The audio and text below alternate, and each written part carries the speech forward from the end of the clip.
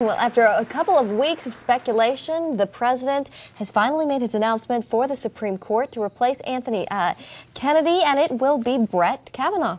Yeah, and this was the blue chip pick. This is, if on the stock market, this is the stock that's just pretty solid. I mean, no surprises. I mean, it is going to be really, really hard to stop him. I mean, he's the guy with the impeccable credentials. Last time I checked, there was a guy named Neil Gorsuch who had impeccable credentials. And it seems like this is exactly what Donald Trump is trying to do. I know some sources that I was talking to, Jenna, wanted to make sure Trump wanted to continue the Gorsuch model, which is to have a guy that pretty much, or have a person, excuse me, that pretty much could just sail through. I'm not suggesting he's going to sail through just because we live in a day and age where no one sails through, but this is the guy. I mean, this is, he's got the resume and he's the most qualified, and President Trump decided that was it. Yeah, and another source saying that he kind of, in terms of conservative, liberal, where he stands on that spectrum, this source was saying that he is actually slightly a smidge to the right of Gorsuch. Yeah. I was surprised to hear that, actually. Yeah, it will be interesting to see where he eventually falls. There's no doubt that the court is moving to the right with a Brett Kavanaugh pick. The question becomes, who becomes the new swing vote, which I think we all agree it's going to be Justice Roberts, but I want to get some more opinions here. Hello. Paul Strand and Jennifer Wishon. Paul, what do you think? Well, I think it's a good pick. I think that Donald Trump has gone beyond maybe what would be his own prejudices, being a sort of a not all that friendly with the Bush family, and he seemed to have risen above that. And I think that maybe some of the advice he was getting that Brett Kavanaugh could almost sail through the Senate. We know it's going to be a battle, but that he will get through. It may have had an effect on him. And I think a lot of evangelicals right now may be disappointed that Amy Barrett didn't make it. But remember, there's some very old Supreme Court justices right now who I get the feeling that Trump's probably going to get to pick 2 or 3 more. And I think that Amy Barrett will sail through much easier after this, because this is the important one right now. This is going to make the court conservative, so what's it matter if you have one more after that? So I think Trump has been wise here, and maybe there might be a lot of disappointed evangelicals right now, but I don't think they need to be, and I think they need to just keep their powder dry and wait. I'm hearing that it's a strategy, actually, that Barrett, this is not the last we'll hear of her. That, like you said, Paul, today is just maybe not her day, but it could be President Trump's strategy to nominate her at a later date. Yeah. What do you think, Jennifer? Well, I think, it's interesting to see so many conservatives rallying around him. A lot of conservatives, of course, pushing for Judge Barrett. But now we're seeing them rally. It's kind of like a primary, right? Now that the horse has been picked, they're all rallying behind this nominee. It'll be interesting, because of Judge Kavanaugh's work with Ken Starr, independent counsel with Bill Clinton. I think we're going to hear the word Mueller a lot in his confirmation hearing. If something that Mueller, digs up or decides, or something out of that investigation reaches the Supreme Court, how would he handle that? So I think President Trump had to have known that when he picked him, and he seems to be okay with that. If I could just raise a bit of a hiccup here, which I'm just getting in now. I know Amy Coney Barrett was the evangelicals' kind of choice, as we kind of heard, and now we're starting to see some of this play out, and here's why. Just into my inbox now, the AFA, the American Family Association, which we all know here, and they're, I guess determined would be more on the further on the right, if you will. They are, remember, this is an evangelical conservative organization. They are calling on their supporters to oppose Brett Kavanaugh. Now that's news, and that's a big deal. And here's what they say. This is the American Family Association saying this. By the way, they're calling on their citizens to contact their senators, urge them to oppose Kavanaugh. Quote, Judge Kavanaugh's reasoning on religious liberty, Obamacare, and issues concerning life have proven to be of major concern, says the AFA President Tim Waldman. For these and other reasons, we are calling on citizens to urge their senators to firmly oppose the nomination of Brett Kavanaugh as a justice on the United States Supreme Court. Folks, we've got a story. That's a big deal. That's a big deal that I think is throwing me, I don't know about you guys, but I was not expecting that. But clearly they were ready with a press release and made it in. To counter that, I just got a statement from March for Life, and they're supporting him. What's interesting, though, about their statement is they don't mention anything that he has done for the pro-life cause. They didn't mention anything specific. They just said good choice, President Trump and all that, but they are supporting him. But interesting that they didn't come up with any specifics. I think, by the way, that may be very smart. If he hasn't written about abortion, probably all the better, because we know that's going to be the big linchpin issue in the Senate, and if he does not have a record on that, probably the best. And if I were him, I wouldn't go up there and just be giving my opinions loosely.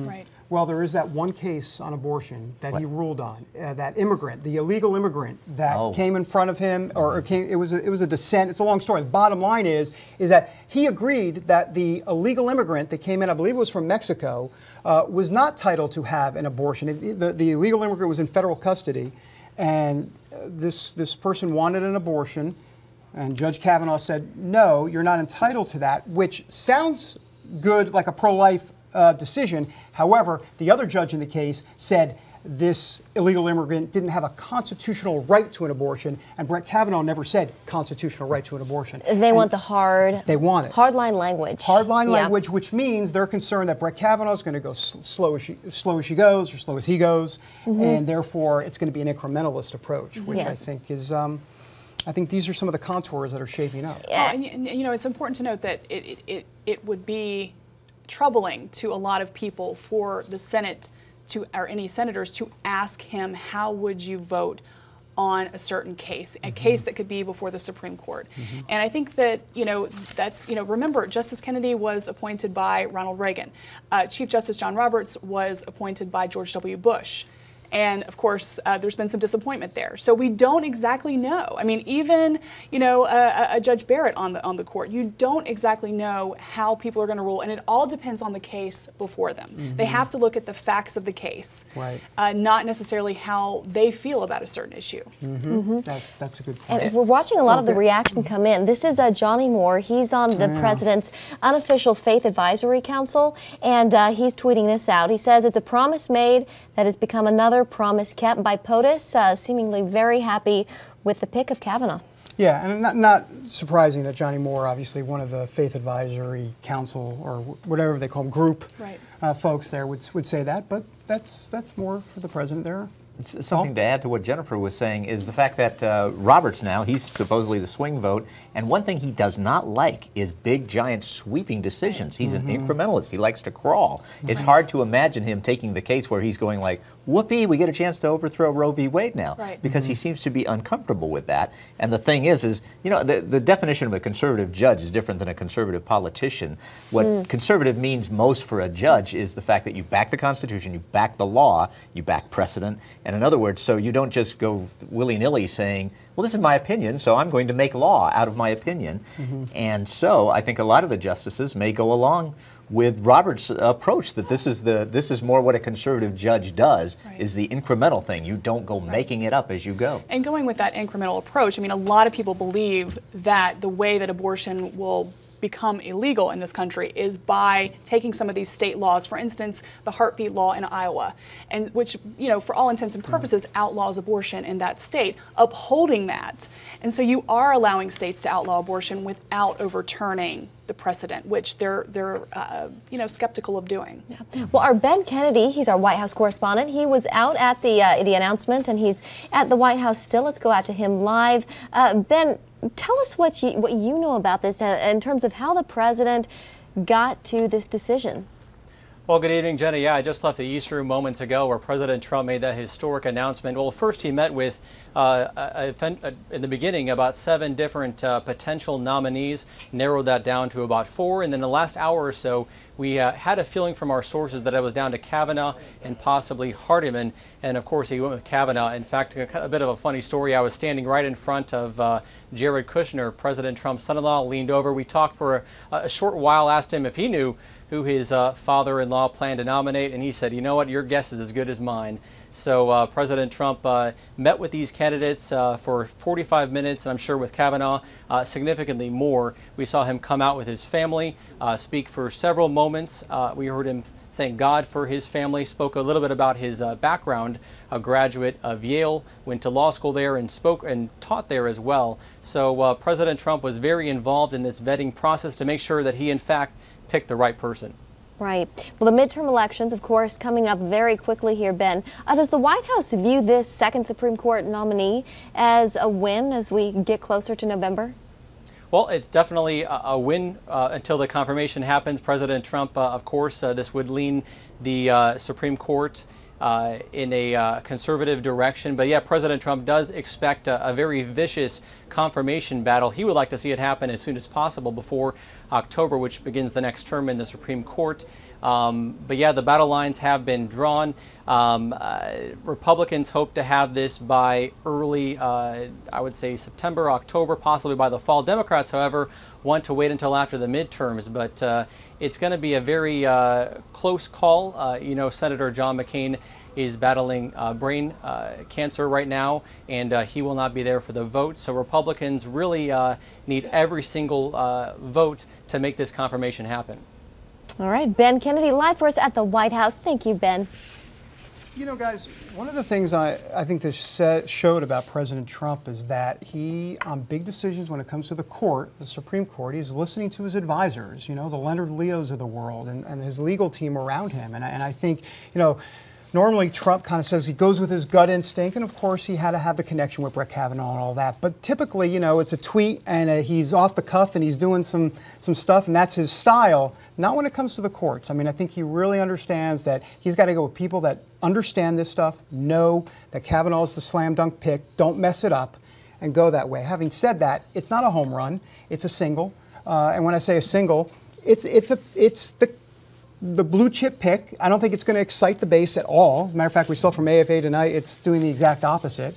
So I think that's a problem. And let's also be honest. He said he was going to nominate judges, not just pro-life judges, but I believe on the campaign trail he said he was going to nominate judges that would overturn Roe v. Wade, or he wanted to overturn Roe v. Wade. He might have not said judges, but he wanted to overturn Roe v. Wade. Brett Kavanaugh's on record saying he's not going to overturn Roe v. Wade. I mean, He is. I mean, he says he's not. Well, he talks about that he's not going to overturn Supreme Court precedent. Right, and just to push back on that a little bit, Yeah. You know, the only Supreme Court justice right now who actually wants to overturn Roe v. Wade is Clarence Thomas. Right. And so none of them really want to overturn it, but they would like to see it go to the states. Right. I just think it's interesting that Donald Trump, who normally is up for a fight, you could tell he didn't want to go. Judge Barrett was the fight, and he decided not to have it. Well, and we know that he, you know, days after Justice Kennedy retired, he had in the Oval Office Susan Collins and Lisa Murkowski, the two Republican women who are pro-choice, who say they will not vote to confirm a nominee who would overturn Roe. And so I think that he had a lot of voices in his ears. And, you know, the president maybe is picking his battles right now. Maybe, you know, he sees a big midterm fight. Maybe he wanted to try to make this clean, if you will, as possible. Maybe he didn't want to have to dip into the three Democrats who, you know, are in red states and facing tough midterm elections. And, you know, it's interesting. If we zoom out and think about this, you know, we're talking about 5 people in the U.S. Senate who really have control over this nomination. I mean, that's really extraordinary if you think about that, where we've become, you know, that this process has become so partisan that there are 5 people who hold control over this. Yeah, you're talking about Murkowski and Collins, Right. and then the 3 Democrats, Donnelly, Manchin, and Heidi Heitkamp. Right. Potentially even Claire McCaskill. Yeah. To a degree. And you can make the argument, you were mentioning earlier about Rand Paul and Ted Cruz. I think they're coming along. But having I think Ted Cruz will get on board. Yeah. Rand Paul, you never know. He is kind of a wild card. the libertarian wild card. Yeah. Well, and what's interesting is that maybe Trump was thinking about how Democrats are going to go vote in the midterms. Amy Coney Barrett would have driven them to the polls in mass numbers. They'd be so mad. And Brett Kavanaugh, I don't know if that's going to make any liberal like just furious and angry enough to get up if they weren't going to go vote in the first place. So maybe Trump was thinking about the midterms as well. I can tell you right now what's going to happen on many of the media networks that lean a little bit more left. We'll just leave it like that. They're going to go with a narrative that the president picked Kavanaugh because of his expansive view of separation of powers, and this idea of that the president wouldn't necessarily have to be what's the word I'm looking for, be charged or, you know, from a criminal perspective while in office. And Brett Kavanaugh has come down on many of that. So in other words, supportive of the president in any potential Russia investigation, whether or not the president can pardon themselves while they're in office and all that. So I think they're going to say, see, Trump's just looking out for Trump. And I think that's going to be part of what the liberals at least are going to say. And so we'll see if that has any traction. This is really interesting. So I understand that it's actually the scene at the Supreme Court is getting pretty intense, pretty volatile. Shannon Bream of Fox News, she just tweeted this out. Very few times I've felt threatened while out in the field. The mood here tonight at the Supreme Court, very volatile. Law enforcement appears to be closing down First Street in front of the Supreme Court. And that's what Brett Kavanaugh is the pick. Imagine if it was Amy Coney Barrett. You know, but I do think it goes to the volatile nature of our politics today. And I think that, and I want to call it scare tactics, but on both sides employ this, you know, the scare tactics. And so we rile ourselves up so much about Roe v. Wade is going away and all of this. And so this is what you get. You get a street that's closed down because people are just, you know, thinking about what this might mean. Sure, and you think about since 1973 when Roe became the law of the land, it's never been settled. I mean, you look at other major landmark decisions, and typically Americans kind of get behind, you know, that decision. They say, okay, it's the law of the land now, I'm going to fall in line. No, abortion has been a divisive issue from the very beginning. And as we talked earlier, more and more Americans identifying as pro-life. And I think that pro-choice folks, pro-abortion activists, they feel the threat. And, you know, talking about the misinformation, it is true that if Roe is overturned, it doesn't mean abortion is illegal everywhere. It is up to each state to make the law. Well, we don't want to let facts get in the way, right? Right. That's, both sides are guilty of it. Both sides are guilty of it. So, I mean, what's the final takeaway? Should we kind of wrap up here? And I think the final takeaway is get ready for this fall and the battle that's about to ensue. Yeah. Paul? It's going to be interesting to see things like, will McCain come back? Will he survive long enough until there's a confirmation vote? Which way will he go? What happens to McCaskill and Collins? I mean, Murkowski and Collins, will they vote for Brett Kavanaugh? And I think the thing is, I think he's the most solid pick that Donald Trump could have made. And I get the feeling we're going to come very close to a 50-50 vote, but I think the guy's going to squeak on through. Interesting. I am disheartened that this whole process has become so partisan. And so I would like to see a Senate that would look at a nominee for his or her merits and not so much how he or she may vote, because we see that this Judge Kavanaugh is certainly qualified.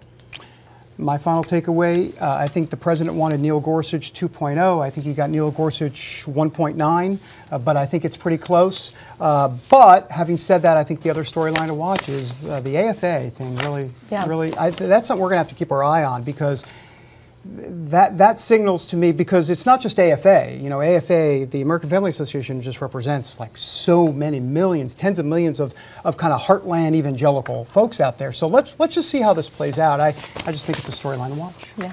All right. Well, that does it for this special Faith Nation coverage. Now that the president has his pick, his nominee for the Supreme Court, the confirmation process will begin. All right. CBN News, Faith Nation, we're there every step of the way. You can always find us at cbnnews.com or at CBN News' Facebook page. That's facebook.com/CBN News. We keep it simple, right? Right. Thanks again for joining us. Have a great evening.